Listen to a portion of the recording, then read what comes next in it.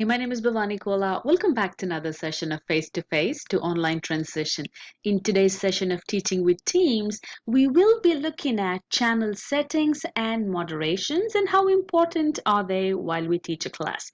So without a further ado, let's go ahead and jump right in. So here I am in my samples Teams class, and as you can see, I have a general channel, an announcement channel, a private channel. I know it's private because of the lock sign next to it. I have a virtual office hour and a week one channel. In general channel, I usually like my students to communicate with one another. It's okay for them to use that as a collaboration space. In announcement channel, I only want to communicate with my students. It's a one-way communication. I do not want them to reply. I do not want them to ask any questions because the announcements could be lost in the midst of all the chats. In a group channel, group A, I'm okay with students communicating with one another. In week one channel, I put up all the notes for my students. So I want them to reply, but I do not want them to post anything. So let's go ahead and see how this is done. So I am in my announcement channel right now. And as you can see, I strictly use this for my announcement purposes. So I have updated the test date and I told them when is the test and from what chapters is the test. I do not want students to communicate or I want them to reply. I just want them to see the announcement. So how do I go ahead and change the moderations or change the settings of this channel? I simply go ahead and click on these three ellipses and I click Manage Channel. And as you can see, if you click in, the moderation will actually be turned off. That's the default. But I go ahead and turn on the moderation. And I only want the team owners to moderate. But if you have a co-teacher who's teaching it, you can actually go ahead and make them the team owner as well, or make them the moderators of the channel as well. And I do not want my students to reply to these messages. I do not want them to submit any bots. I do not want them to use any connectors. So that's what my channel permissions are for my announcement. So once I've done this, I want you all to go ahead and see how it looks from a student interface. So I have logged in as a student and I'm going to go ahead and click as a student.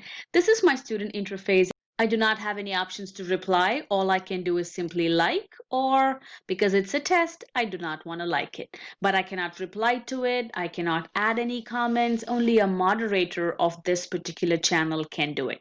Now let's go back to my instructor view and see how can I change the settings or moderations of the other channels. So now right now I am in week one. And in this week one channel, I definitely want my students to reply, but I do not want my students to post anything. So I'm going to go ahead and click on these three ellipses, manage channel, and I'm going to say, turn on the moderation. I'm going to allow my members to reply, but they cannot post anything. So there you go. I'm going to go back to my student view right here. And as you can see, I'm in a student view. I can simply go ahead and reply, but I do not have an option to start a new post or a new thread right here. So that's a good thing. Students can reply to me, but students cannot start something new because this is where I want them to focus on all the notes. But they can definitely go ahead and use a general channel to go ahead and start a new conversation. As you can see, I have an option to start a conversation in my general channel. So let me go back here. So as you can see, I'm in my general channel right now. And here, my only options are to limit who can actually post. So in this particular case, I want this general channel to be a collaboration space. So I will not change anything right now. And now let's look at the channel options or manage channel for a private channel right here. So I'm going to go ahead and click on these three ellipses, manage channel, and you have slightly different settings or options when it comes to a private channel. You see members and settings and analytics. So the members is one extra in a private channel. You can actually go ahead and add members if you decide or change your mind as you go. Now let's go ahead and look at the settings. So member permissions, the settings are very limited. What it means is I cannot limit who can post, I cannot limit who can reply, but only I can manage if owners can delete all messages, give members the option to delete their own messages, give members option to edit their messages. So technically in a private channel, everybody can post and everybody can reply. And the next one is mentions. If you allow your members to do at mentions as channel names or the member names, you can go ahead and check this. But if you don't want any mentions, you can go ahead and uncheck this. And fun stuff, I always like to keep emojis, GIFs, GIFs, whatever you want to call them.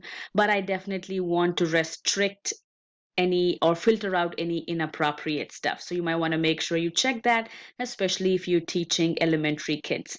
And allow members to upload their own memes. I teach higher education, so this should not be a problem for me. I really enjoy managing my channels because it gives me a little bit control over how my class is managed, especially when we teach them virtually. So if you enjoyed this feature and if you enjoyed this video, please make sure you like, subscribe, and if you think it's worth sharing, please go ahead and do so. There could be an educator who might really need this feature.